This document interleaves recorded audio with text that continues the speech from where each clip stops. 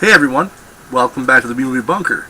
Today we're looking at a movie that kind of applies to me here in the bunker a bit. It's kind of why I'm down here. We're looking at This Is the End. This is brought to us by Evan Goldberg and a little bit Seth Rogen, the same guy that brought us Superbad and Pineapple Express. You've got Seth Rogen, you've got James Franco, you've got Danny McBride, Craig Robinson, Jay Baruchel, Jonah Hill. It's all these actors playing themselves, and basically the apocalypse happens, the end of the world happens, and it's James Franco's sort of this big party, and the guys I mentioned, those are the ones who survived the initial apocalypse, at least, and are in his house, and it follows the actions of them in their house in the early days after the apocalypse. I like this movie. I thought it was pretty funny. You have to be a fan already of things like Pineapple Express and Superbad. If you don't like those movies, you're not going to like this. And if you don't like those movies, I don't know why you would even watch this one. It is full of drug and sex and dick jokes and jerking off and all that type of stuff. That's what this movie's all filled up. This is self-mockery. It's these characters basically poking fun at themselves and also poking fun at the whole superficiality of Hollywood in general. And I think they do a pretty good job of it. This is not like, the most serious of movies. However, it does address some of the issues of how unsuited for survival many people are. And it's not just people in Hollywood, just many people in general in the modern world aren't equipped to survive in a hostile environment anymore. Especially here in America, where people just aren't equipped for that kind of survival. And I like the direction the film took. Without spoiling anything, it went in a direction I did not expect from Hollywood. It's not the type of thing I would expect to see from them.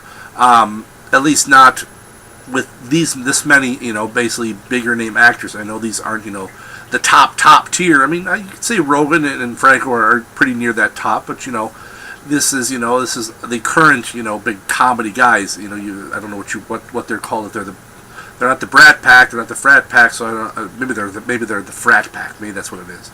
I was thinking Rat Pack. And then we had the Brat Pack in the '80s. Maybe this is the Frat Pack. I'm not really sure, but it's that core group of guys, who do all the same stuff. And yeah, their humor is pretty much dick jokes and masturbating and sex and drugs and all that stuff.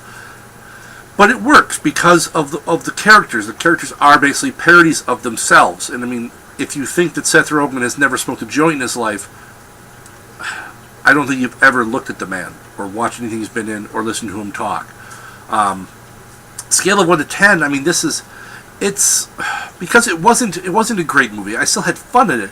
This is like there's an inside joke amongst a bunch of friends, but you aren't in that core group. But you kind of join in later, and you can share in the joke because now it's been explained to you, understand it, but it does still lose something because you weren't there for the initial occurrence of that joke. If that makes sense, they explain it to you, you understand it, you can laugh at it now, but it's still not quite the full effect because you weren't there, you didn't experience it firsthand. This is all secondhand to you, so yeah, it's good for some chuckles, but it's not like the fact that you're going to be talking about this years and years from now like these guys will. Like I said, it's a good movie if you like stuff like Superbad and Pineapple Express, if you like Seth Rogen and James Franco and Jonah Hill. And I think Jonah Hill in this was actually really good. I like where they took his character. I like where a lot of the characters went. And I just like the way the overall tone of the movie was. Where it was, this was an apocalypse. And it was a horrible apocalypse. And I liked that. I liked the direction it took. And it just dealt with the whole kind of how real people, I mean, as real as the Hollywood people are. Yes, as I said before, this is with the superficiality of them. But it's how people, kind of don't really adapt well to this type of thing. They still hang out in their house. They're still doing some of the same stupid stuff, having some of the same stupid arguments, talking about the same stupid things, when there really are much more important things to deal with. But that's human nature. We push those important things aside, and we try to focus on other things to take our mind off of the shit that's pouring down on you. So, like I said, I think it was a decent movie. That's all I got for this one. Until next time, you all stay safe out there in the wasteland. Now, post-apocalypse.